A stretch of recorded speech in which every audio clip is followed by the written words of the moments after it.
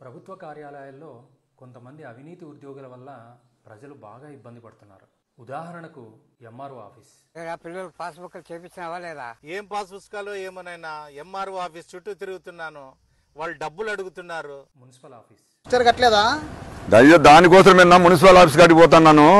Approval కోసం అడిగితే లంచాలు ఇమ్మంటున్నారు. Register office. భూములు కొనడం వద్దు, అమ్మడం వద్దు, రిజిస్ట్రేషన్ ఆఫీసులు లెక్కలు అడిగినట్ల యాడ అడగరాయా? ఈ బాధ ఎవరితో చెప్పుకోవాలా? Police station. ఆడళ్ళు కొట్లాడుకొని అనవసరంగా మా బావ పేరు ఇరికిచ్చినారు.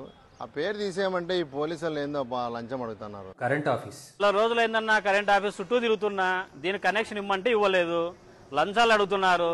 ఎవరితో చెప్పుకోవాలో ఏమో తెలియలే, ఏం చేయాలో దిక్కు తెలియడం లేదు.